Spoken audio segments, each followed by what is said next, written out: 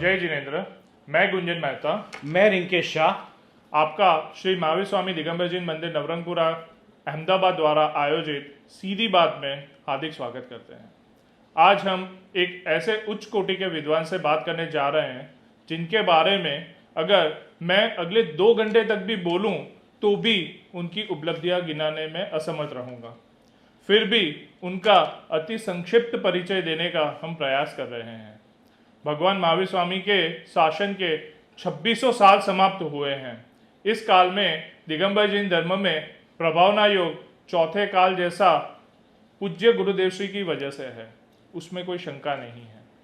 पूज्य गुरुदेव श्री ने अपने जीवन काल में एक जगह पर रहते हुए साधर्मियों को इस काल में धर्म का स्वरूप एवं पर्याय बताई है और उनका यह वितरागी मार्ग जो अभी सुरक्षित है एवं घर घर तक ले जाने वाले में जिनका नाम सर्वोपरि है वह डॉक्टर हुकमचंद बारिल जी का नाम है। आप श्री ने न सिर्फ जैन बल्कि जैनेतर घरों में भी अपने आत्मा की बात पहुंचाने का सर्वोत्कृष्ट कार्य किया है। इसमें हम कोई अतिशयोक्ति नहीं कर रहे हैं, बल्कि जब स्वयं गुरुदेव श्री उपस्थित थे तब उन्होंने भी इस तथ्य पे प्रकाश डाला हुआ है। गुरुदेव श्री के प्रवचनों में बताया गया है कि भारत भर में दिगंबर जैन धर्म की प्रभावना धर्म रत्न पंडित श्री बाबूभाई मेहता के साथ यदि किसी ने की है तो वह डॉक्टर हुकमचंद जी बारिल, आदरणीय युगल जी, आदरणीय ज्ञानचंद जी आदि ने की है। युवावस्था में आर्थिक परिस्थिति अच्छी नहीं होने के बावजूद क्रमबद्ध पर्याय के सिद्धांतों पर दृढ़ता रखते हुए सिर्फ धर्मरत्न पंडित श्री बाबूभाई मेहता के कहने के ऊपर तुरंत ही अन्य कोई विचार किए बिना आपके और आपके अग्रज भ्राताश्री टोडरमल स्मारक के साथ जुड़ गए। तब से लेके अब तक कितने ही उतार चढ़ाव आने के बावजूद आप श्री निरंतर टोडरमल स्मारक की स्थापना के ध्येय को सतत आगे बढ़ा रहे हैं और आज भी दिन दोगुनी रात चौगुनी धर्म की प्रभावना कर रहे हो। सरल, सुबोध, तर्कसंगत एवं आकर्षक शैली के प्रवचनकार डॉक्टर बारिल आज सर्वाधिक लोकप्रिय आध्यात्मिक प्रवक्ता है। आप पिछले 37 वर्षों से विदेश यात्राओं पर जाकर जैन दर्शन व धर्म का प्रचार प्रसार कर रहे हैं। सन 2019 में राजस्थान सरकार द्वारा संस्कृत दिवस के अवसर पर आपको संस्कृत विद्वान के रूप में सम्मानित किया जा चुका है। इससे पूर्व सन 2017 में केंद्रीय मानव संसाधन विकास मंत्रालय के द्वारा आपको संस्कृत सेवा वृत्ति सम्मान से भी सम्मानित किया जा चुका है। सन 2009-10 वर्ष में जब आपकी हीरक जयंती मनाई गई तो उस समय आपको संपूर्ण विश्व के 75 से अधिक देशों ने सम्मान प्रदान किया, आपका अभिनंदन किया। आपको वर्तमान में विविध शिविरों, धार्मिक कार्यक्रमों, पंच कल्याणों को व वेदी प्रतिष्ठा से जुड़े कार्यक्रमों के अतिरिक्त जिनवाणी चैनल व यूट्यूब के माध्यम से देश विदेश में सुना जा रहा है।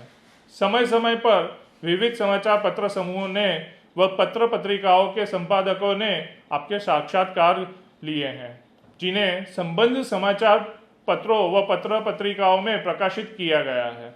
अभी तक आपके निर्देशन में 54 धार्मिक प्रशिक्षण शिविर, 42 आध्यात्मिक शिक्षण शिविर व 22 महाविद्यालय स्तरीय शिक्षण शिविरों का आयोजन किया जा चुका है। वितराग विज्ञान नामक मासिक पत्रिका जो कि आपके द्वारा कई वर्षों से संपादित की जा रही है, इस पत्रिका का प्रकाशन हिंदी, मराठी व कन्नड़ इन तीनों भाषाओं में किया जा रहा है। आपके द्वारा लिखित निबंध, कहानी व उपन्यासों को विद्यालयों व महाविद्यालयों ने अपने पाठ्यक्रम में सम्मिलित किया है। जैन जगत में सर्वाधिक पढ़े जाने वाले डॉक्टर बारिल ने अब तक छोटी बड़ी 110 पुस्तकें लिखी हैं और ग्रंथों का संपादन किया है।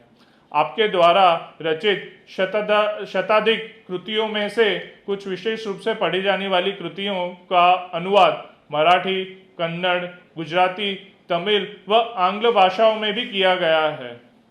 आपकी कृतियां अब तक 8 भाषाओं में प्रकाशित हुई हैं और 50 लाख से ज्यादा कॉपियां जन जन तक पहुंची है। अभी आपकी वयोवृद्ध अवस्था होने के बावजूद आपका लेखन कार्य परिपूर्ण तरीके से आगम के अनुरूप एवं सामान्य जीवों को समझ आए वैसी शैली से आज भी कार्यरत है। आप कई संस्थानों में उच्च पद पर आसीन है एवं विविध संस्थाओं की समस्त गतिविधियों के संचालन में आपका महत्वपूर्ण योगदान है। आपकी सरलता व उन्मत्त हास्य सभी को आकर्षित करता है। आपके द्वारा शिक्षित दीक्षित युवा विद्वान न केवल प्रशासनिक व मैनेजमेंट से जुड़ी सेवाओं में अपितु बड़े बड़े विश्वविद्यालयों में, महाविद्यालयों में व विद्यालयों के उच्च पदों पर आसीन है। समय समय पर विश्वविद्यालयों, महाविद्यालयों व अन्य सामाजिक कार्यक्रमों में कीनोट स्पीकर के रूप में आमंत्रित किया जाता है। आपने अपने जैन धर्म एवं दर्शन से जुड़े विचारों के साथ साथ समाज को भी एक नई सोच, एक नया चिंतन प्रदान किया है। आप आज संपूर्ण जैन समाज में छोटे दादा के नाम से जाने जाते हैं। रिंकेश, दादाजी के बारे में तो मैं बोलते बोलते थक गया। अब तुम भी कुछ उनका परिचय दो। गुंजन, ये बात तो सही है कि दादाजी का आप इंट्रोडक्शन दे रहे हो तो थक तो जाओगे। 2000 वर्ष पूर्व आचार्य कुनकुन देव ने जो पंचपरमागम की रचना की थी, उस पर आपने सरल सुबोध शैली में टीकाएं लिखकर कुनकुन देव की वाणी को प्रसारित करने का बहुत बड़ा कार्य किया है।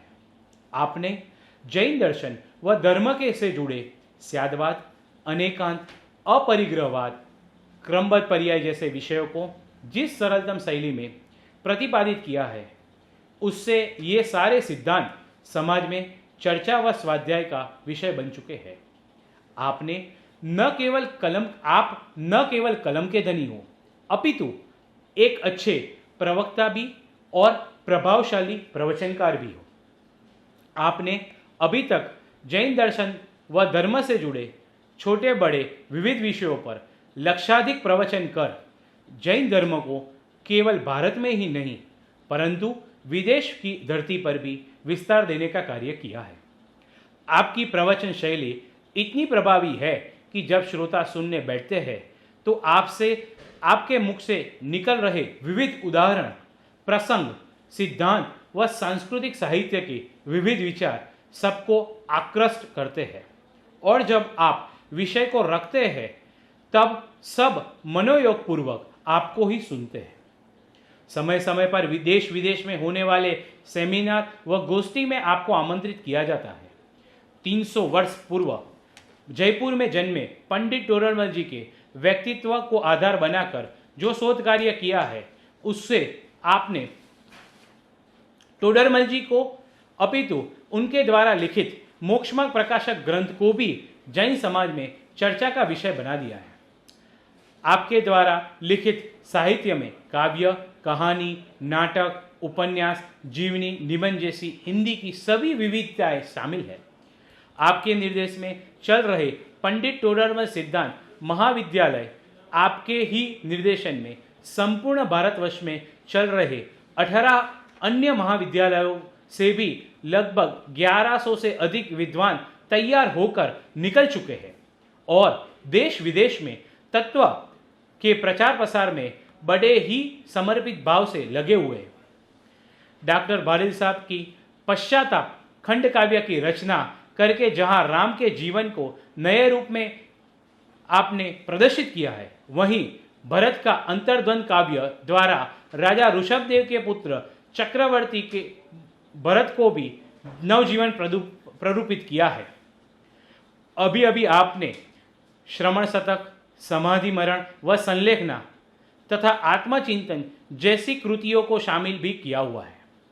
मैं अंत में यही कहूँगा, जब 100 साल के बाद जैन दर्शन व धर्म से जुड़े विद्वानों की परंपरा का इतिहास लिखा जाएगा, तब उसमें आदरणीय छोटे दादा डॉक्टर हुकमचंद जी बहरील का नाम 20वीं व 21वीं शताब्दी में एक महान विद्वान, कुशल व तार्किक प्रवचनकार व बजोड़ प्रतिभा संपन्न साहित्यकार के रूप में लिखा जाएगा।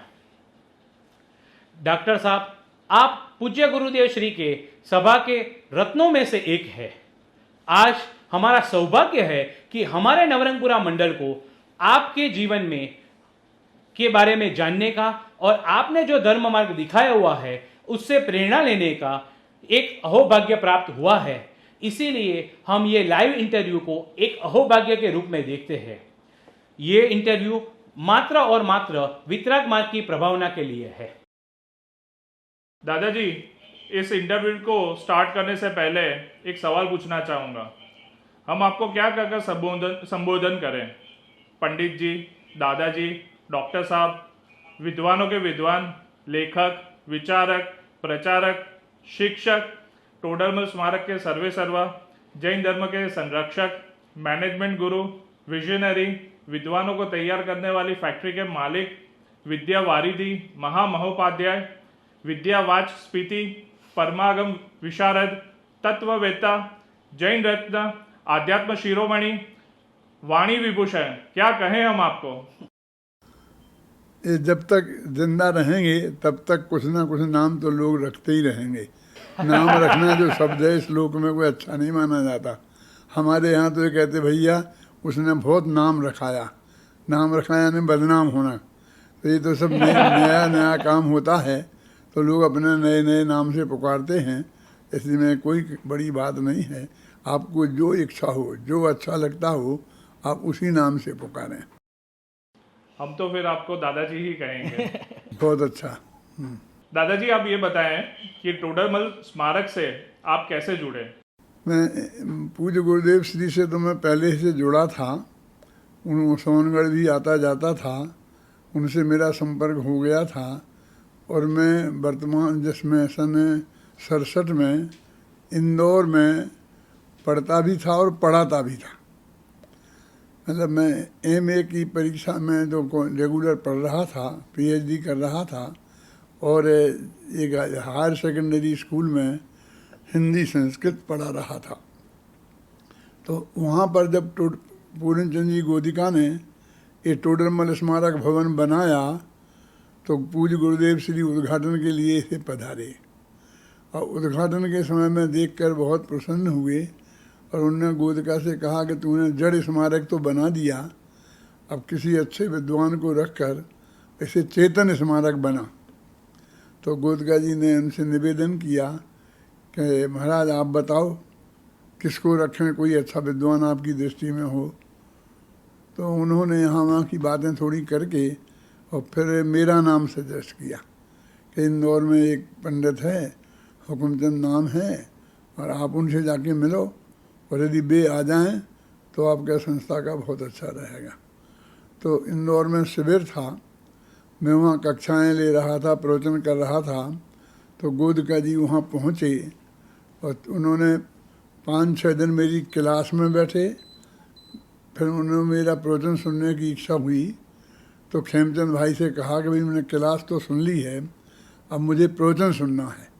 तो खेमचंद भाई ने अपना प्रवचन कैंसिल करके महावीर पार्क में जो प्रवचन होता था शाम को, उनकी जगह मेरा प्रवचन रखा और मेरा प्रवचन हुआ।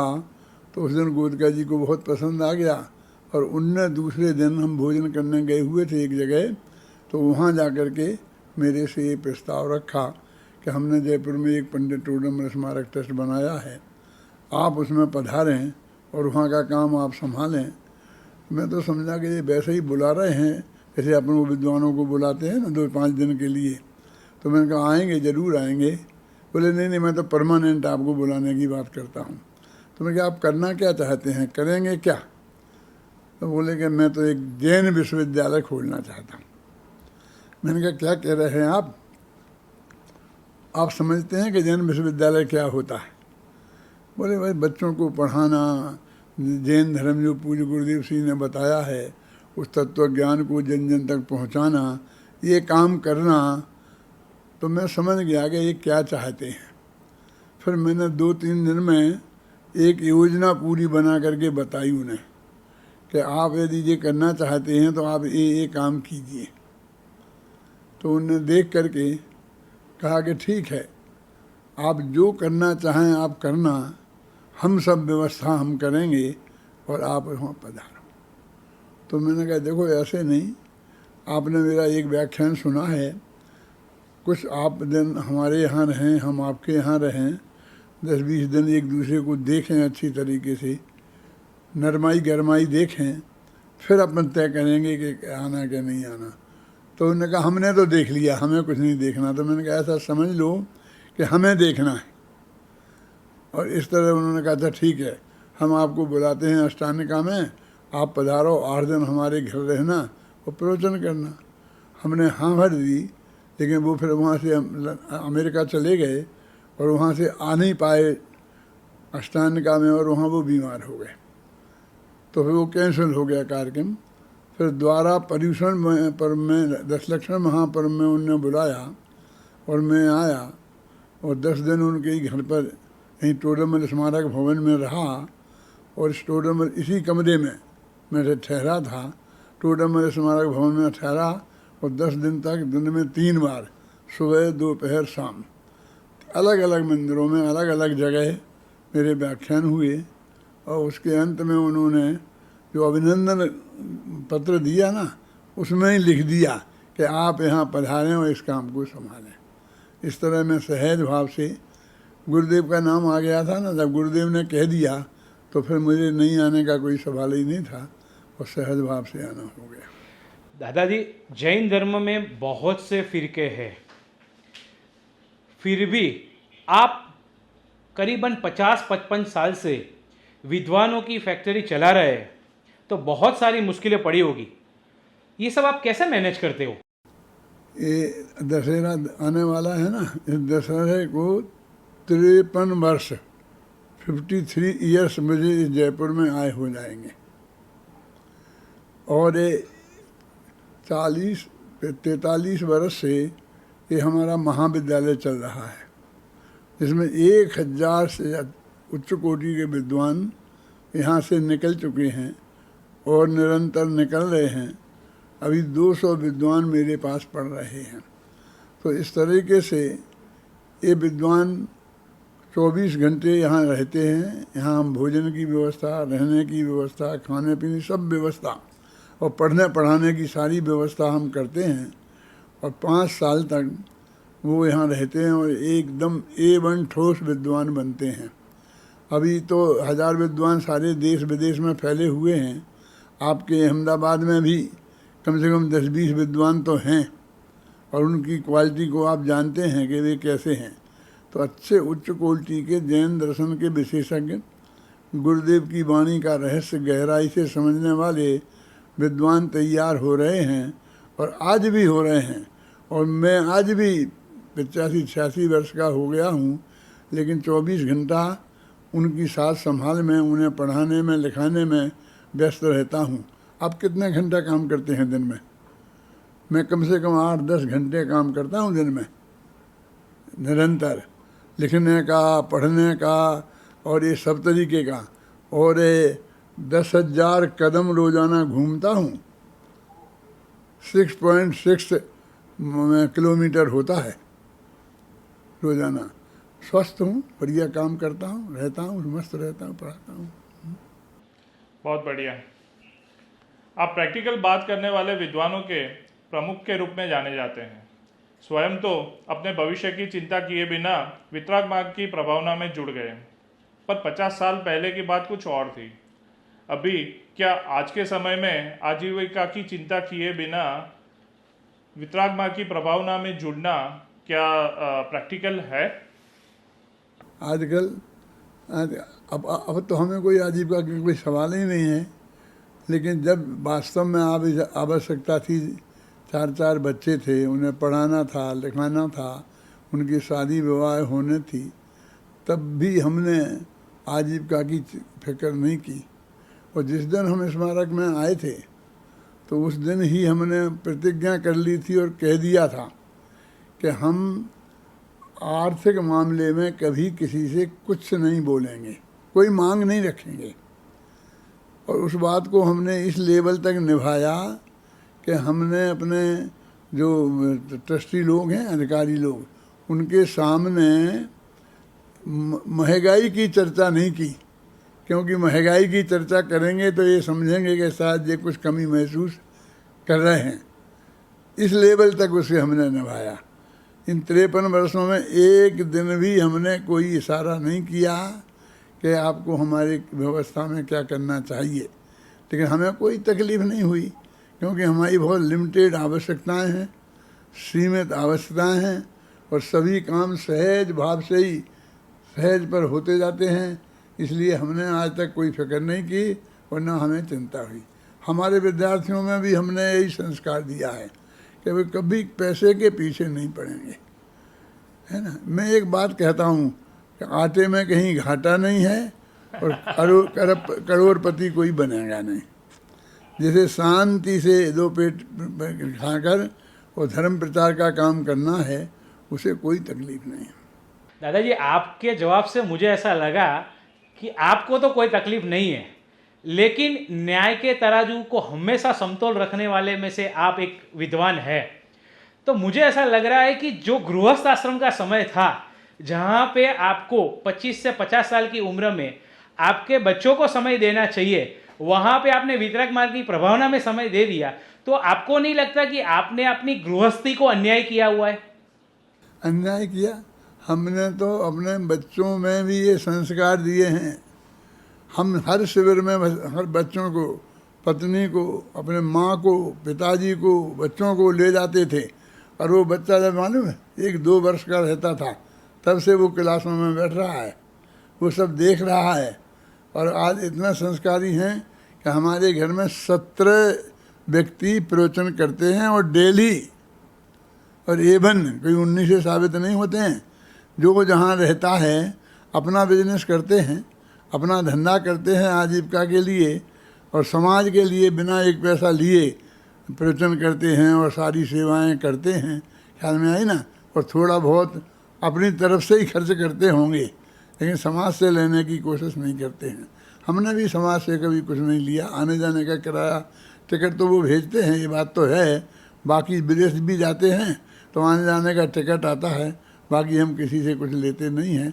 वो जो व्यवस्था है उतने में ही संतुष्ट होकर शांति से रहते हैं, और हमें कोई कमी नहीं है, कोई तकलीफ नहीं है। दादाजी, मैं आपसे ये पूछना चाहूँगा कि पंचम काल के अंत तक दिगंबर जैन धर्म की पताका लहरा सके, उसके लिए आपका एवं आपकी संस्था टोडर मल स्मारक ने क्या प्लानिंग किया हुआ है? आपका क्या योगदान रहेगा? हाँ, बहुत ऐसा है कि हम जब आए तो यहाँ से बिल्कुल आगे इसका प्लानिंग पूरा हमने किया है। मैनेजमेंट पूरा नेमीचंद जी पाटनी जो हमारे महामंत्री थे उनने किया। नेमीचंद जी जो पाटनी थे, ऐसे महामंत्री थे कि वो संस्था में यहाँ आके रहते थे 24 घंटा और उसकी देख रेख करते थे। हमको उस देख रेख करने में कोई उपयोग ज़्यादा नहीं लगाना पड़ता था, लेकिन सारा प्लानिंग क्या करना है, कैसे करना है, पाठ्य पुस्तकें तैयार करना, उन्हें पढ़ाना, गांव-गांव में पाठशालाएं कैसे खोलना, उन ये महाविद्यालय कैसे खोलना, उसकी पढ़ाई कैसे करना, इसका सारा प्लानिंग और उसका क्रियान्वयन हमने किया, और उसमें पूरा सहयोग उनने किया।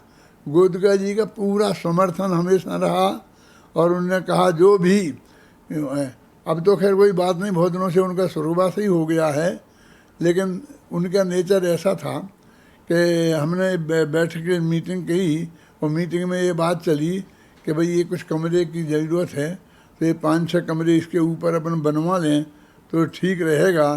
तो अपन समाज से अपील करें कि एक कमरा एक सेठिया बनवा दे। तो उन्होंने कहा कि नहीं आप बोलो क्या क्या बनाना, कितने बनाना। हमने बताया कि ये जो सामने भोजनालय है इसके ऊपर एक बन जाए तो 7 कमरे बन सकते हैं। तो दूसरे दिन आकर कारीगरों को लाए और उन्होंने काम लगवा दिया, एक पैसा किसी से नहीं लिया और बना दिया। वो इस तरीके से उनने उसमें काम में क्या, उन्हें पैसे के बारे में आप मत सोचो, आप तो काम कराओ, काम करो, कैसे करना है, कितना खर्चा लगेगा, इसके बारे में आप माथे पे बोझा मत लाओ। और हमने पहले ही दिन उनसे कह दिया था कि देखो चंदा उगाने वाले पंडित नहीं हैं हम, तुम समझोगे हम चंदा लाएंगे समाज से और संस्था चलाएंगे तो नहीं होगा।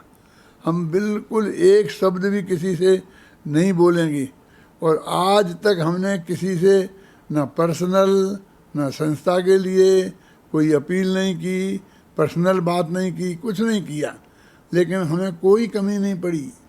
सब काम जो हम योजना बनाते हैं और समाज के सामने रखते हैं तो वो सब ऑटोमेटिक सब व्यवस्था हो जाती है और सब काम करते। पहले तो बाबू भाई थे ना, तो ये सारी जिम्मेदारी बाबू भाई अपने माथे पर रख लेते थे।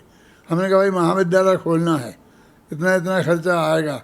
उन्होंने कहा आप खर्चे की चिंता मत करो, मैं करूँगा व्यवस्था, और आप तो महाविद्यालय कैसा खोलना है खोलो। तो इस तरीके से बाबू भाई का बहुत सहयोग रहा, पाटनी का नेमीचंद जी पाटनी का रहा, पूरन चंद जी गोदिका का रहा, एक सेठी जी भी थे महेंद्र कुमार जी, उनका भी रहा। और अब तो ये सब चले गए 20-20, 25-25 साल पहले। बाबू भाई को गए भी 25-26 साल हो गए ना। और अब तो सब हमारे साथी तो सब चले गए, अब हमारे विद्यार्थियों के विद्यार्थी हैं, नाती पोते हैं, लेकिन उनका भी सब बहुत बढ़िया सहयोग है। जो कहते हैं वो सब करते हैं। अब वो ऐसा कहने वाला कोई नहीं है कि डॉक्टर साहब ये ठीक नहीं है, वो ऐसा कहने वाले सब गए।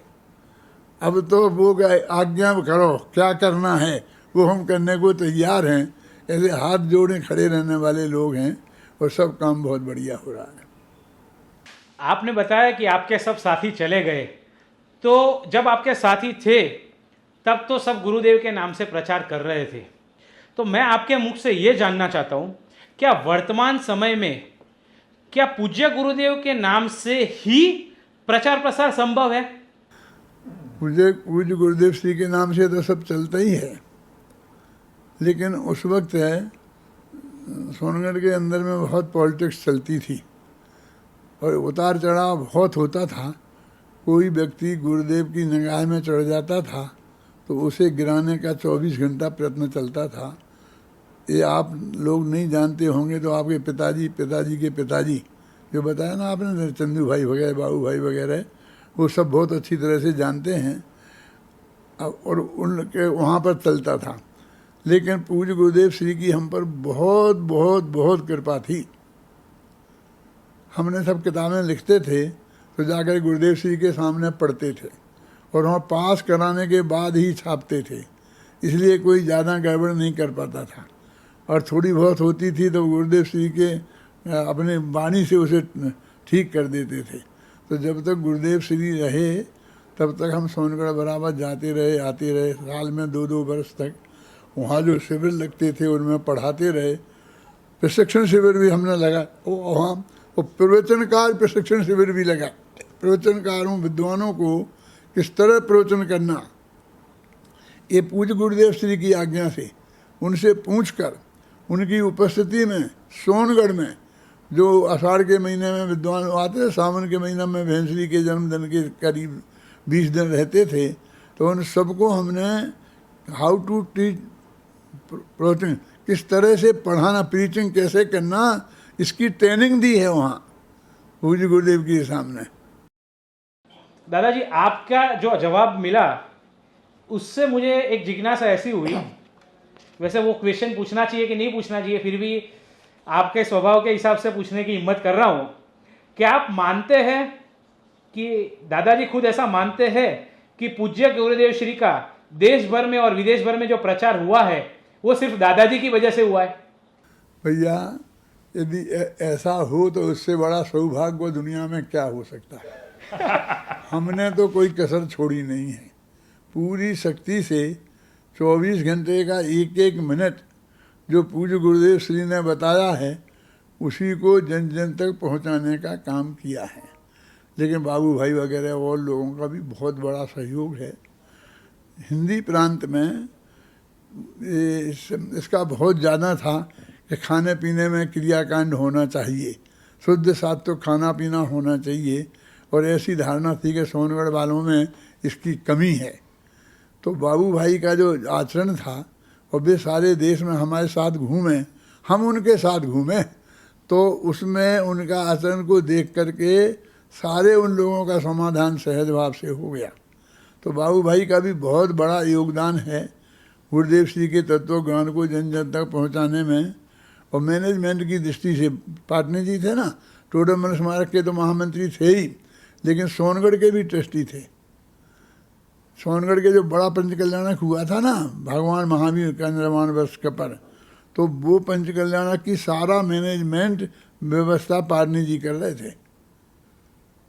सारे बाबू भाई और पाटनी जी मिलकर के ही ये सारा काम कर रहे थे। सोनगढ़ में रहते हैं वो लोग तो भी जितना कर रहे होंगे, ऐसा मैं नहीं कहता हूँ कि उन्होंने कुछ नहीं किया है, लेकिन उसमें पाटनी जी, बाबू भाई, इन लोगों का बहुत बड़ा योगदान था।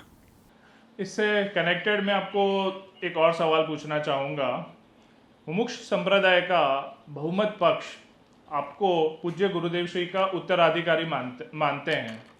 क्या आप भी अपने आप को गुरुदेव श्री का उत्तराधिकारी मानते हैं? उत्तराधिकार का क्या मतलब है?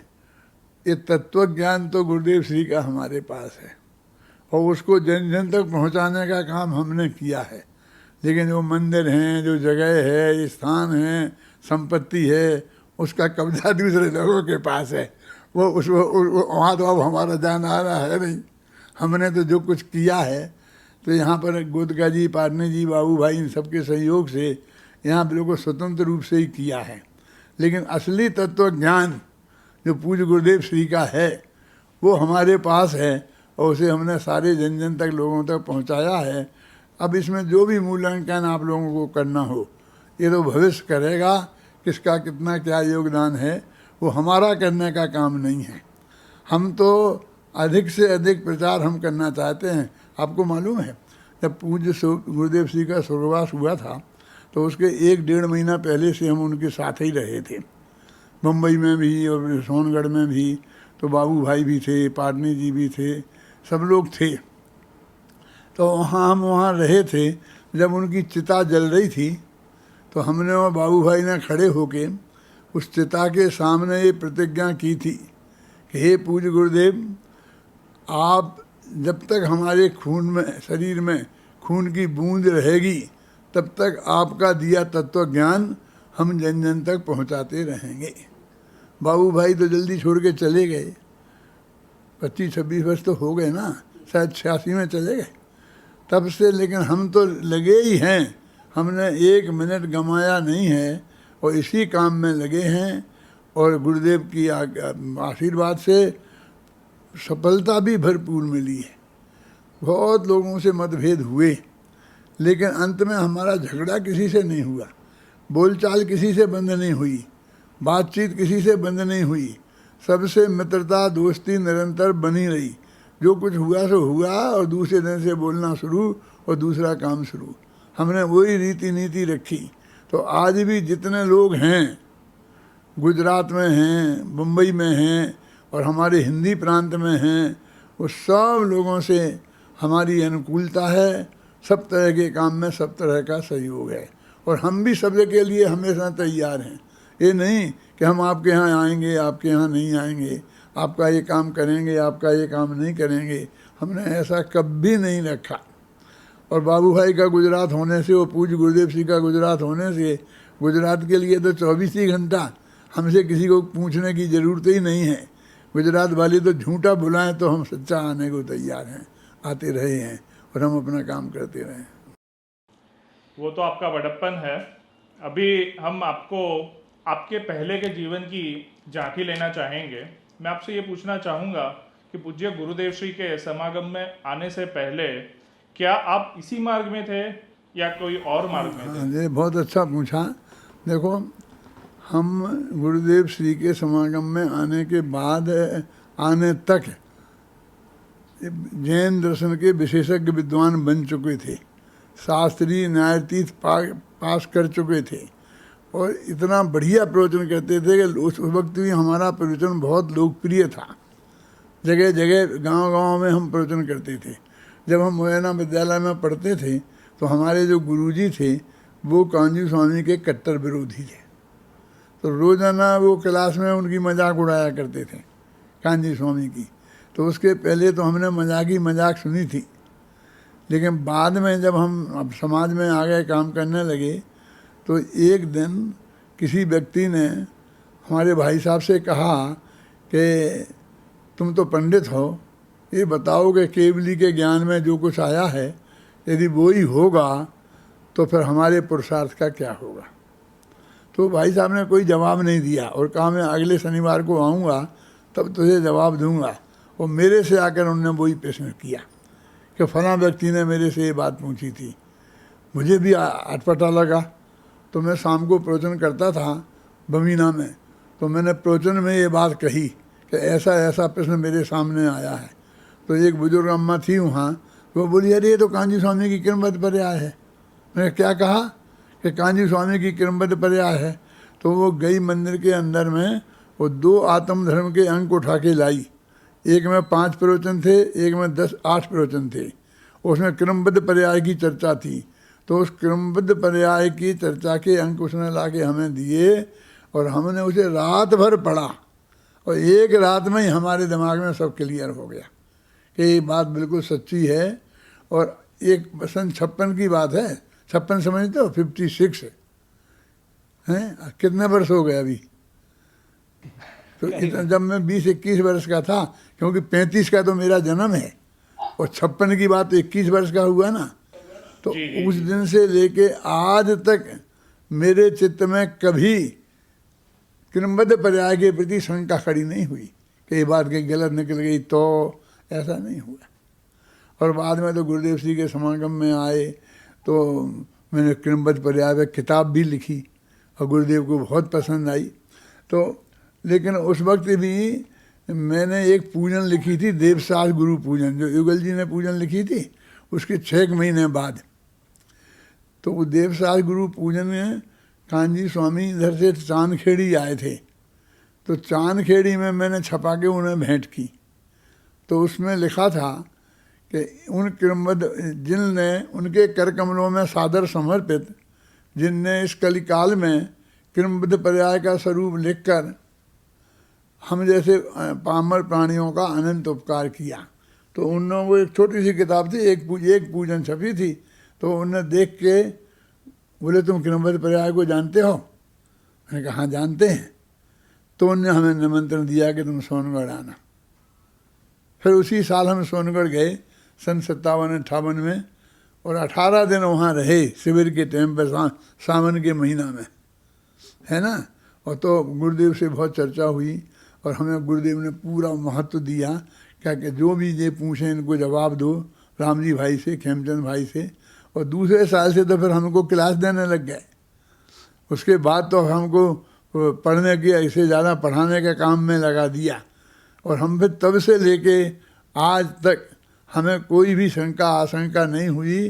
और निरंतर फिर जब हम छोड़ के अशोकनगर में थे तब, तो अशोकनगर से इंदौर चले गए और इंदौर से जयपुर आ गए। तो जयपुर को 53 साल हो गए। तो तब से तो हमने कुछ दूसरी तरफ कुछ सोचा ही नहीं, कहीं जाने का, सोचने का, दूसरा कोई काम करने का। मालूम से यहाँ श्वेतांबर लोग बहुत हैं, तो वो उनके आते, उनके मुनिराज आते हैं, तो वो हमारे पास आते कि हमारे मुनिराज को पढ़ा दो, तो वहाँ चलना पड़ेगा आपको। मैं कह रहा हम कहीं जाएंगे नहीं, जिसको पढ़ना हो वो स्मारक में आए। बोले वो तो महाराज हैं, वे नहीं आ सकते हैं, हम आपको गाड़ी भेज देंगे। मैंने कहा नहीं, हम तो जाएंगे नहीं कहीं। हम जिसको पढ़ना हो और दिगंबर धर्म पढ़ना हो उसे हम पढ़ाने तैयार हैं, हमें किसी से कुछ नहीं चाहिए। तो सब श्वेतांबर भाइयों से भी हमारे बहुत प्रेम संबंध है, यहाँ भी जयपुर में भी। तो वो हमारे विद्यार्थी तैयार हो गए थे जब तक, वीर सागर जी, अभय कुमार जी वगैरह। तो ज़रूरत पड़ती थी तो हम इन्हें भेज देते थे, ये पढ़ाते थे उन्हें।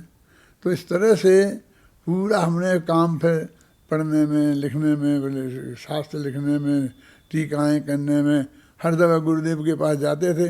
आपको जानकर आश्चर्य होगा, जिस दिन भजन श्री का बचना में छपा था ना, उसी दिन मेरी सत्य की खोज छपी थी। एक दिन गुरुदेव के हाथ से हमने उसका ओपनिंग कराया था सोनगढ़ में। और उसके पहले वर्धमान में पंचकल्याणक था बहन श्री के गांव में, तो वहाँ जाकर हमने पूरी सुनाई थी गुरुदेव को। वो अपना कौन सी किताब बताई मैंने, सत्य की खोज। तो इस तरह से गुरुदेव को हम सुनाते थे, बहुत गुरुदेव आनंद लेकर के सुनते थे।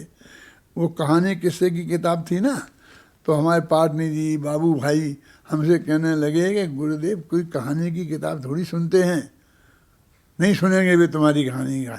मैंने कैसे नहीं सुनेंगे, ज़रूर सुनेंगे। बोले हम तुम्हारे साथ नहीं चलेंगे। क्यों? कि तुम्हारी खटिया खड़ी होनी है आज। गुरुदेव तुम्हें बहुत डांटेंगे।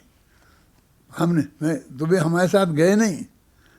हम 11:30 बजे गुरुदेव आहार करके तो थोड़ा आराम करके बैठ जाते थे ना, तो उनके पास गए और मैंने गुरुदेव से कहा कि हमने ये किताब लिखी है कहानी की, तो आपको तो हम आपको सुना के लिए सुना। हमने सुनाई तो इतने खिलखिला करके हंसे, वो इतने हंसे कि आप देख के दंग रह जाओगे। और बहुत प्रसन्नतापूर्वक उनने वो किताब हमारे पास कर दी। तो हम आए लौट के, हमने बाबू भाई को बताया, पाटनी जी को बताया कि गुरुदेव तो बहुत खुश हुए। तो उन्हें आश्चर्य हुआ। तो हम गुरुदेव के पास जाके सब चीज़ बताते थे और गुरुदेव का जितना प्रेम हमें प्राप्त था, हम वो बहनश्री की बात तो नहीं कहते, बहनश्री की तो बात ही अलग है, ख्याल में आई ना। लेकिन और हम सबकी बात कह सकते हैं कि उन सबसे ज़्यादा प्रेम हमें प्राप्त था, है ना।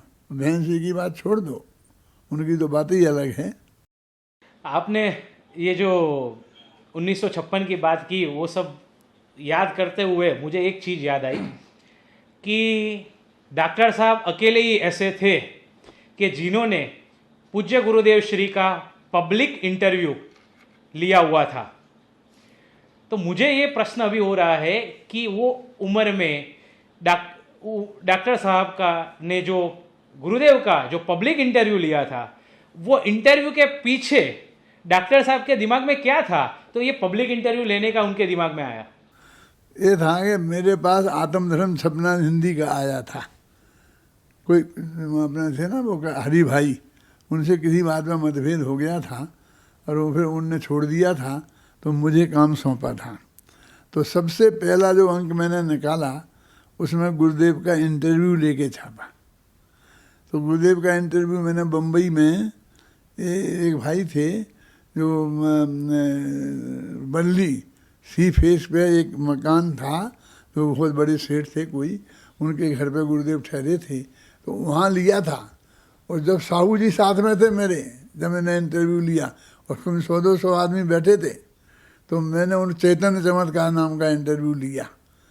और वो जब 2000 छपता था हिंदी का आत्मधर्म, तो मैंने उसे उस वक्त 4,000 छापा। तो लोग कहते इतने छाप के कहाँ, क्या करोगे क्या करोगे। लेकिन आपको जान के आश्चर्य हो गया, उस इंटरव्यू की वजह से 3,000 मुझे दोबारा छापना पड़ा। कोई अखबार द्वारा छपता है आज तक, लेकिन मेरा पहला अंक 7,000 छपा वो। और फिर मैंने 7,000 6,000 से कम छापा ही नहीं, और 2,000 का सीधा 7,000 कर दिया। और वो इंटरव्यू था। इंटरव्यू लेने का आशय ये था कि गुरुदेव के बारे में जो उल्टी सीधी बातें चलाते थे ना लोग, बदनामी, तो उन्हीं के मुख से उसका जवाब दिलाकर सारी जनता को बताना कि भाई वो ये नहीं मानते हैं, है ना।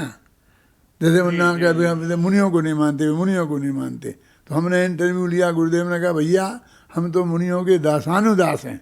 तो हमने एक नाम से इंटरव्यू लिया और आत्मधर्म में छापा। तो साल भर में हमने 7 इंटरव्यू छापे।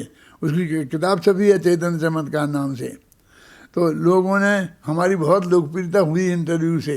तो उसकी वजह से लोगों ने गुरुदेव के दिमाग को डिस्टर्ब करने की कोशिश की। और उन्होंने कहा गुरुदेव आपका इंटरव्यू हुकुमचंद ले। अरे इंटरव्यू लेने तो लड़के नौकरी को जाते हैं ना, तो जो ऑफिसर इंटरव्यू लेते हैं और लड़के इंटरव्यू देते हैं। आप विद्यार्थी हो गए और ये बड़े ऑफिसर हो गए, आपका इंटरव्यू लें। वो भड़काया गुरुदेव को। मैं नाम नहीं बताऊंगा किसने भड़काया, लेकिन वहाँ सोनगढ़ में भड़काया। फिर जब मुझे मालूम पड़ा तो मैं गुरुदेव के पास गया। मैंने कहा गुरुदेव ऐसा नहीं है, ये नौकरी वाला इंटरव्यू नहीं है, ये तो जो पत्रकार लोग प्रधानमंत्री का लेते हैं, राष्ट्रपति का लेते हैं, वो इंटरव्यू है। कि उनसे वो सब बातों के स्पष्टीकरण के लिए कि जो जैसे आपके बारे में जो बातें प्रचलित हैं कि आपके हाथ में एक जादू की लकड़ी है और आप जादू की लकड़ी फेर देते हो तो सब लोग पैसे वाले हो जाते हैं, कि भैया हमारे पास कोई जादू वादू की लकड़ी नहीं है। ये जो है हम तो हाथ में इसलिए लिए रहते हैं कि हमारे हाथ में पसीना आता है तो शास्त्र पे नहीं लगे, तो इससे हम पन्ना पलटते हैं। तो ये ऐसे सब हमने वो इंटरव्यू में लिवाई और उससे बहुत लोकप्रियता हुई। फिर तो सारे लोग अखबार वाले, अपने जैन अखबार वाले इंटरव्यू लेने लग गए, ख्याल में आई ना। लेकिन सबसे पहले हमने गुरुदेव से इंटरव्यू लिए और हम लोग गुरुदेव से बहुत, सब लोग बहुत डरते थे। लोगों को ये डर लगता था कि यदि कोई गुरुदेव का कमेंट्स अपने विरुद्ध निकल गया, कोई गलती निकल गई, तो हमारी ज़िंदगी भर की इज्जत चली जाएगी। कि हमें इस बात का डर कभी नहीं लगा। तो लोग कहते आप डरते नहीं, क्यों डरें? अरे गलती निकलेगी तो निकल जाएगी, यदि गुरुदेव के सामने गलती नहीं निकलेगी तो कहाँ निकलेगी? हैं? इसे डरने का क्या काम? समझे ना? मैं गुरुदेव का बीरबल था, जैसे अकबर को एक बीरबल चाहिए ना, ऐसे मैं गुरुदेव के सामने सब तरह का हंसी मजाक भी करता था। और गुरुदेव बहुत प्रेम से हंसकर मुझे वो करते थे। कोई मैं गुरुदेव की मजाक थोड़ी उड़ाता था, है ना? देखो, हर अकबर को एक बीरबल चाहिए। 24 घंटा वो धुनाना बैठा रहे तो अच्छा थोड़ी है। थोड़ा हल्के मूड में भी तो रहना चाहिए, हैं? तो उसको ऐसा भी तो आदमी चाहिए। तो गुरुदेव के सामने में ऐसा रहता था। और गुरुदेव का बहुत वात्सल्य भाव मुझे प्राप्त था। आज आपका इंटरव्यू लेकर हमें भी वही अनुभूति हो रही है जो आपने शायद उस टाइम पे अनुभव किया। अभी मैं आपको एक अगला सवाल पूछूंगा। एक ऐसा आरोप भी लगता रहा है कि टोडरमल स्मारक के द्वारा जो भी कार्यक्रम होते हैं वह ज्यादातर पेड बेसिस पे होते हैं। क्या आप धार्मिक गतिविधियों को कमर्शलाइज नहीं कर रहे हैं? नहीं, ऐसा नहीं है भाई। देखो, कोई भी ज्ञान के क्षेत्र का काम हो और यदि बहुत तेज़ी से करना है तो इस तरह के करना ही पड़ेगा। गवर्नमेंट पढ़ाती है, डॉक्टरी MBBS करवाती है, इंजीनियरिंग पढ़ाती है, तो उनको पढ़ाने वालों को पैसा नहीं देती है। ये 24 घंटा रहेंगे तभी तो टॉप के बनेंगे। कोई विद्वान अपना समय 24 घंटा नहीं लगाएगा तत्व ज्ञान में तो वो उच्च कोटि का विद्वान नहीं बन सकता। सही बात है। 8 घंटा तो वो आजीविका में लगाए, फिर थका है, फिर शास्त्र पढ़ना पलटे, तो वो आत्मा के कल्याण के लायक पढ़ ले, वही बहुत है।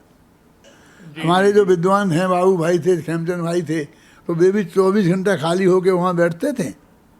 भले ही उनके पास ऐसी पैसा की व्यवस्था थी आजीविका की कि उनको मान लो कोई काम नहीं करना पड़ता था, लेकिन हर एक के पास तो ऐसी नहीं हो सकती है, और नई उम्र वाले के पास तो नहीं हो सकती है।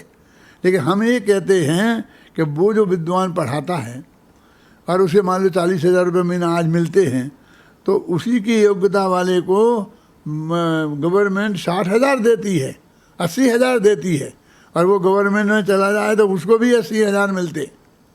समझ में आया ना? वो कम ही लेता है, ज़्यादा नहीं लेता है। लेकिन आजीविका की व्यवस्था तो हर एक को करना पड़ेगी, इसमें कोई डिफेक्ट नहीं है, तभी ठोस विद्वान तैयार होंगे। इसलिए भाई इस बात के, और फिर गुरुदेव के सामने है ना, गुरुदेव के सामने ही हुआ था ना, उनके सामने विद्यालय खोला, उनके सामने विद्वान तैयार हुए, उन्हीं के सामने सब किया, तो गुरुदेव की उसमें अनुमति थी कि नहीं थी?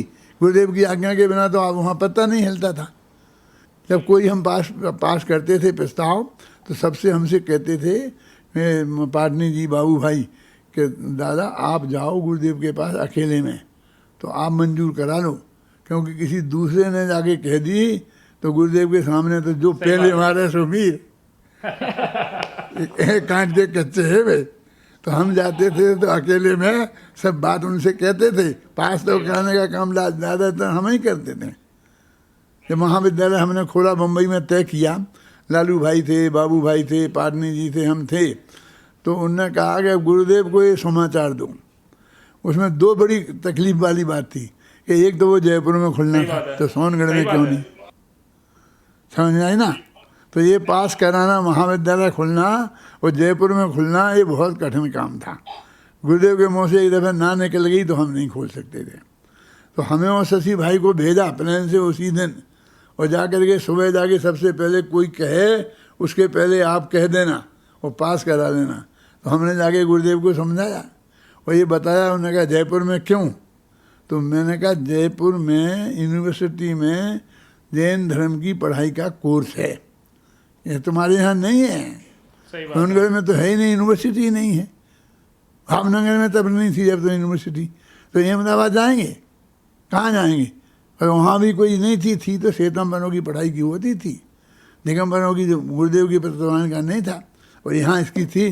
तो एक तो यूनिवर्सिटी है, उसमें ये पाठ्यक्रम पढ़ाया जाता है, और दूसरे मैं वहाँ रहता हूँ, तो संभालने वाला तो मैं हूँ, तो कैसे होगा? ख्याल में आई ना? तो इसलिए हमने जयपुर में खोला है। तो गुरुदेव ने कहा बहुत अच्छा है, बहुत ठीक है। और कहा सब लोगों से जाओ तुम पढ़ो। जतीश भाई को कहा, ये वहाँ रहते थे जतीश भाई और ब्रह्मचारी जैसे थे 2-4, उन सब अभिनंदन कुमार, उन्हें गुरुदेव ने कहा और इनको भेजा। पहली साल में 11 विद्यार्थी थे, इसमें 5 तो सोनगढ़ से आए थे गुरुदेव की आज्ञा से ये थे। और तुम्हारे गांव में तो खुला था, वो तुम्हारे गांव में कौन? प्रांतिज में हमारा प्रशिक्षण शिविर था, उस साल महाविद्यालय खुला था। हाँ जी, केवलदास संजीव छात्रालय। और उसके 1 साल पहले मेरे पास आत्मधर्म आया था 66 में, दलितपुर प्रशिक्षण शिविर में। आपने अभी वो प्रशिक्षण की बात की कि भाई प्रांतिज में प्रशिक्षण हुआ था, वो बात पुराने ज़माने की बात है। आज के ज़माने में भी प्रशिक्षण होता है। इस बार तो सौभाग्य से अहमदाबाद के नंबर था, लेकिन कोरोनावश नहीं हो चुका। लेकिन प्रशिक्षण के बारे में भी थोड़ा एक लोग बोलते हैं, वो भी आपसे माध्यम से ये इंटरव्यू में हम जानना चाहते हैं कि लोग ऐसा बोल रहे हैं कि आप टोडरमल स्मारक में शास्त्रियों की भर्ती करवाने के लिए प्रशिक्षण शिविर लगाते हो, क्या ये बात सही है? हाँ, बहुत बढ़िया। देखो तुम्हारा अहमदाबाद में नहीं हो पाया, सूरत में तो हो गया। हाँ, हुआ था। जी। 1 साल पहले सूरत में हुआ था कि नहीं? और वहाँ विद्यार्थियों को हमने भर्ती सब किया था, ये था।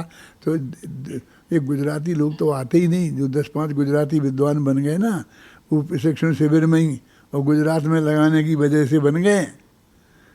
अब हमने अहमदाबाद में नहीं लग पाया समझ पे, तो विद्यार्थी नहीं मिले। हमारे भर्ती हो गए पूरे 100 विद्यार्थी भर्ती होने आए थे, हमने 40 करे हैं। वही उससे उसका बहुत बड़ा योगदान है, लेकिन उसके बिना काम हो गई नहीं, ऐसा थोड़ी है ना? लेकिन उसके लिए प्रयत्न करना पड़ता है, कोशिश करनी पड़ती है, सब जगह से संपर्क करना पड़ता है। अब मालूम है आपको, अभी कोरोना चल रहा है और सब हमारे विद्यार्थी अपने घर घर में हैं, यहाँ नहीं है। हमने सारा स्टाफ रखा हुआ है पढ़ाने वाला, और रसोइये भी सब रखे हैं, सबको फ्री में खिला रहे हैं, तनख्वाहें दे रहे हैं, लेकिन हमने किसी को भगाया नहीं। और अब भी जब आएंगे विद्यार्थी तो ज़रूरत होगी, और यहाँ से हमारी ऑनलाइन क्लासें चल रही हैं। बहुत बढ़िया, बढ़िया बहुत बढ़िया, बहुत बढ़िया। और सारे देश में चला रखा है हमने। देखो अहमदाबाद में सब जगह अभी पर्यूषण में हमारे जो प्रवचन होंगे तो अमेरिका वाले भी सुनेंगे और बम्बई वाले भी सुनेंगे। श्वेतांबर पर्यूषण में हम जाते थे 37 साल से, ये 37वां वर्ष है। तो हमें इस साल जाने का ख़त्म हो गया था, उनने ही कैंसिल कर दिया था। फिर हमने कहा पागल हो गए हो, क्यों कैंसिल करते हो? हम अपने घर में बैठ के पढ़ाएंगे, हमें तुम्हारा एक पैसा नहीं चाहिए, कुछ नहीं करेंगे, हम सारी व्यवस्था करेंगे, खर्चा भी हम करेंगे। अब मालूम चल रहा है तो हमारा रोजीना 2200 लोग सुन रहे हैं। जब वहाँ जाते थे तो 1000 लोग सुनते थे जो प्रवचन कर रहे हैं हम, बहुत बढ़िया। और वो 2200 लोग सुन रहे हैं, शांति जी कर रहे हैं। हमने कोई काम बंद नहीं किया, घर के अंदर में कैद हैं, तो भी काम हमारा चालू है। समझ में आई ना आपकी ना? अब ये आपका इंटरव्यू हो दे ले रहे हो आप, फिर सब जगह ऐसे फैलाओगे, तो ये भी तो एक काम ही है ना। ये हो रहा है कि नहीं हो रहा है? तो हमारा तो काम निरंतर हो रहा है, हमारे विद्यार्थी सब लग रहे हैं लेन से।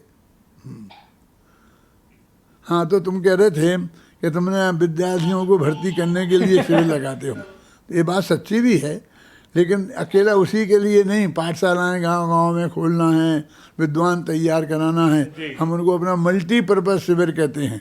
मल्टीपर्पज़ बच्चों का भी, महिलाओं का भी, पुरुषों का भी, प्रवचन का भी, मास टीचिंग भी, बेसिक टीचिंग भी, सब तरह का हम उसमें करते हैं। और वो हमारा प्रशिक्षण शिविर बहुत सफल है। अब इस साल नहीं हो पाया, अगले साल कोरोना हट जाएगा तो हम तुम्हारे। आपका स्वागत है, स्वागत है, अहमदाबाद में स्वागत है। दादाजी, अभी आपने बताया कि आप श्वेतांबर के पर्यूषण में भी जाते हैं, श्वेतांबरों के कार्यक्रमों में भी जाते हैं, और दिगंबर संप्रदाय के कार्यक्रम में तो आप जाते ही हैं। तो आप पे लोग ये भी आरोप लगाते हैं, मतलब हमसे काफी लोगों ने पूछा था कि आप पंडित जी को पूछना कि वो जैन है तो कौन से जैन है, दिगंबर है या श्वेतांबर है? समझे ना? देखो भाई, ये हमारा श्वेतांबरों के कैसे हुआ। जब गुरुदेव का स्वर्गवास हो गया तो एक मीटिंग अपनी कामानी बाड़ी में बम्बई में हुई थी, और वहाँ हमारे किम्बद पर्याय पर प्रवचन चलते थे। तो ये दिनेश भाई मोदी है ना, ये थानकवासी था, और ये हमारे प्रवचन सुनने आता था। इसने हमसे कहा कि आप इतने बढ़िया प्रवचन करते हैं, तो यदि हम श्वेतांबरों को मिलाकर, दिगंबर श्वेतांबरों को मिलाकर के कोई शिविर करें तो आप आएंगे क्या नहीं आएंगे। मैंने क्यों नहीं आएंगे, ज़रूर आएंगे। और हमारा उनका पैक्ट हो गया, और हमने वो ये अध्यात्म स्टडी सर्किल नाम की संस्था खोली, और उसमें से 37 साल से लगातार हम गए। देखो, एक साल भी हमने गैप नहीं किया, और बहुत पंडा देखो, उसमें लालू भाई भी गए, उसमें युगल जी भी गए, उत्तम चंद जी भी गए, ज्ञानचंद जी भी गए, अभय कुमार जी भी गए, सब गए। ऐसा नहीं कि नहीं हम वे नहीं गए, लेकिन वे रिपीट नहीं हुए, फिर बंद हो गए क्या। और अपन आज तक रिपीट हो रहे। हम विदेश भी गए, हम सब गए, लेकिन हम विदेश को भी गए। 36 साल हो गए, सन 84 से रेगुलर जा रहे, लेकिन और कोई रिपीट नहीं हुआ, और हम आज तक रिपीट हो रहे हैं। क्या में आए ना, हम किसी से कुछ लेते नहीं हैं, कराए हुए टिकट वो लोग भेजते हैं। और आज तो हमारी सुविधा के हिसाब से, क्योंकि हम 86 वर्ष के हो गए ना, तो हमको बिजनेस क्लास का भेजते हैं। 2 टिकट भेजते हैं, हमारा, हमारी पत्नी का, और हमें कुछ नहीं चाहिए। और हम जाते हैं और वहाँ प्रवचन करते हैं आराम से, ठाट से। हमने चालू रखा, कोई काम हम शुरू करते उसे बंद नहीं करते, लगातार चालू ही रखते हैं। और जनता भी रखती है और वो भी रखते हैं। देखो, गुजरात में भी झगड़ा तो हुआ ना हमारा, कितना हुआ, लेकिन हमने कुछ छोड़ा नहीं। हम पंचकल्याणक में भी गए, हम परिसर में भी जाने को हमने मंजूरी दे दी थी, शिविर की भी हमने मंजूरी दे दी। हम बंद करने वाले नहीं हैं। समझ गए आप समझ आए ना, ये तत्व ज्ञान हम क्यों छोड़ें। दादाजी, आपकी ये जवाब सुन के नरेंद्र मोदी जी भी याद आ गए। नरेंद्र मोदी को भी विदेश में जब जब बुलाते हैं तब तब वो तुरंत दौड़ जाते हैं। वैसे आप भी विदेश में जब जब मुख्य भाई बहन बुलाते हैं तो आप तुरंत दौड़ जाते हो। तो यहाँ पे एक आपके ऊपर एक ऐसा भी आरोप लगा है कि जब जब आपके पास से तारीख मांगी जाती है तो विदेश वाले मांगते हैं तो आप पहले तारीख दे देते हो, और देश वाले मांगते हैं तो बाद में देते हो। मतलब प्रायोरिटी विदेश की देते हो और देश की बाद में देते हो। साल में दो महीना से कम विदेश रहते हैं, और 10 महीने हिंदुस्तान में रहते हैं। तो 10 महीने में 8 महीना घूमते हैं। हम तुमसे पूछते हैं जो तुमसे कहे उससे पूछो कि तुमने कब बुलाया और उन्होंने कब मना किया। तुम बुलाओ नहीं तो हम क्या करें। बहुत बढ़िया। जो बुलाएगा हम तो उसी के यहाँ जाएंगे ना, जो नहीं बुलाएगा उसके कैसे जाएंगे। सही बात है। जो आपका कोई सोनगढ़ वाले कहें कि हमारे नहीं आए, तो हम कहते आपने कब बुलाया और हमने कब मना किया। हम तो तैयार बैठे हैं क्या। और कुछ समय ऐसे होते हैं कि जो बिना बुलाए भी जाते हैं। तो पंचकल्याणक होगा तो हम बिना बुलाए भी जाएंगे। कहेगा हम कब करेंगे, हम नहीं जाएंगे। पूज्य गुरुदेव की भूमि है तो हम क्यों नहीं जाएंगे, जरूर जाएंगे। हम तो सब जगह जाते हैं। और विदेश में है क्या, गुजराती तो भरे हैं। सही बात है। तुम्हीं लोग तो भरे हो। तुमको ही सुनाने जाते हैं, तुम्हारे ही बाल बच्चे हैं सब वहाँ, और उन्हीं के घरों में ठहरते हैं और उन्हीं के घर में खाकड़ा खाते हैं। समझे ना। अभी दादाजी मैं थोड़ा टॉपिक चेंज करता हूँ। अभी थोड़े जो दिगंबर जैन धर्म का जो फ्यूचर है उसके बारे में मैं आपको एक सवाल पूछना चाहूँगा कि अभी जैसे अन्य मती में है बाबाजियों का और आश्रमों का एक महत्व बढ़ गया है, महिमा बढ़ गई है, वैसे ही व्यक्ति विशेष को ज़्यादा महत्व देकर दिगंबर जैन धर्म भी क्या उसी तरफ आगे नहीं बढ़ रहा है? आपको ऐसा नहीं लगता है? जो गुरुदेव के मिशन में नहीं हैं और बाकी के लोग हैं, उनके बारे में तो मैं कुछ कहना नहीं चाहता। समझे ना। अभी अपने मिशन में तो कोई ऐसी जगह संस्था नहीं है, चाहे वो जयपुर के माध्यम से चल रही हो, चाहे हमारा सहयोग हो, कि जहाँ पूज्य गुरुदेव श्री का नाम नहीं हो, पूज्य गुरुदेव श्री के नाम से ही सब काम नहीं होता हो, उनका रोज़ाना प्रवचन नहीं चलता हो, रोज दिन में 1 दफ़ा 2 दफ़ा प्रवचन चलता है, उस पर कमेंट्स चलते हैं, सारा चलता है। तो हाँ, तो पूज्य गुरुदेव श्री के अनुयायी हैं सब, तो चलते हैं, कोई ऐसी शिकायत नहीं है। आप जैसे विद्वानों से हम लोग प्रभावित होते हैं। हमें पता है कि आप पूज्य गुरुदेव श्री से तो बहुत प्रभावित है, लेकिन आपके मुंह से सुनना चाहते हैं कि आपके जीवन में पूज्य गुरुदेव श्री के अलावा और कौन कौन लोग थे जिनसे आप प्रभावित हुए हो? अभी गुरुदेव श्री तो हैं ही, फिर उसके अलावा अपने राम जी भाई थे, खेमचंद भाई थे, जो विद्वान थे, जिनका पूरा सहयोग रहता था। गुजरात का बाबू भाई थे, उनसे हैं, बहन श्री हैं, वही सब लोगों से इनसे प्रभावित हुए। ऐसी बात थोड़ी है कि नहीं हुए हैं।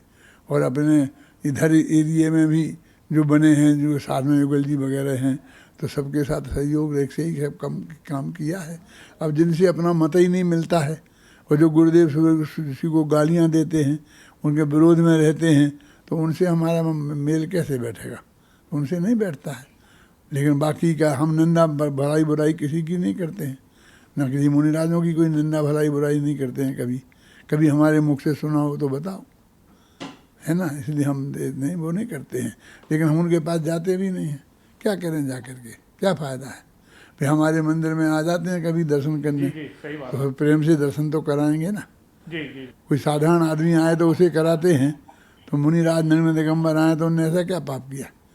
भगवान के दर्शन तो हम कराएंगे ही ना, तो ऐसे कराते हैं। लेकिन हम किसी के पास जाते नहीं हैं, किसी का वो नहीं करते हैं। और जो हमको खूब प्रभावना में सहयोग देते थे, जैसे विद्यानंद जी थे, तो उनके पास जाते थे, बुलाते थे तो जाते थे, वैसे नहीं। उनने हमें समय सार पढ़ने के लिए बुलाया था, तो 7 दिन तक हमने समय सार पढ़ाया दोनों टाइम, और उन्होंने पढ़ा बहुत प्रेम से। और हमने कहा महाराज की मैंने फिल्म बना ली है। बोले अच्छा किया। मैंने कहा हम टीवी पे देना चाहते हैं। कह रहे दो। उन्होंने कहा दो। हमने टीवी पे दी। उनने हमें एक पत्र लिखा, उस पत्र में लिखा कि हाँ तुम तो समय सार भरे लो, है ना? तो हमने कहा महाराज जी छाप दें? बोले हाँ छापने के लिए दिया है, छाप दिए। तो जो सहयोग करते हैं, प्रेम से बुलाते हैं, उनके पास जाने में हम ज़्यादा दिक्कत नहीं समझते हैं। हमें साथ किसी ने आज तक शर्त नहीं रखी कि तुम्हें हमें नमस्कार करना पड़ेगा, कि तुम्हें हमें आहार देना पड़ेगा। ऐसे कोई शर्त किसी ने नहीं रखी, और अब कोई रखेगा तो हम मानने वाले भी नहीं हैं। आपको तर्क और न्याय के हुक्म कहा जाता है, तो आप अपने प्रवचनों में तर्क एवं युक्ति द्वारा केवल द्रव्यानुयोग की पुष्टि करते हैं, तो क्या आप अन्य अनुयोगों की उपेक्षा नहीं कर रहे हैं? कैसे उपेक्षा करते? हमने भरत का अंतर्द्वंद लिखा है, ये प्रथमानुयोग का है ना, और उसमें देखो आपने बिल्कुल हमने कितना तत्व ज्ञान भर दिया है।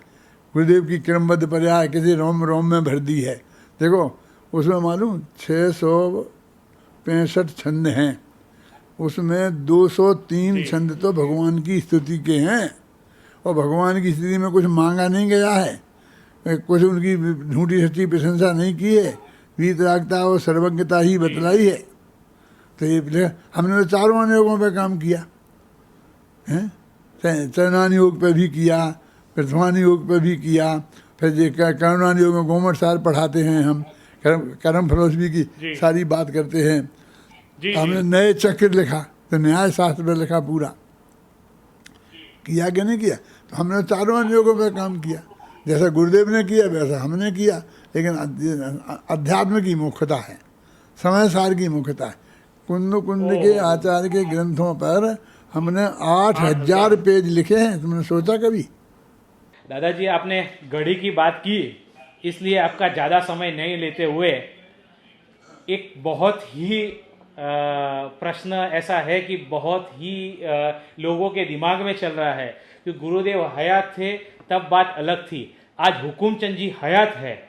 रतनचंद जी का तो स्वर्गवास हमको छोड़ के चले गए 1 साल पहले, लेकिन आज हुकुमचंद जी हयात है, तो हुकुमचंद जी डॉक्टर साहब के मुख से हम सुनना चाहते हैं, जैसे कि राजा का बेटा राजा होता है, तो क्या बहरील का उत्तराधिकारी भी बहरील होगा? बहरील का? अरे वाह वाह।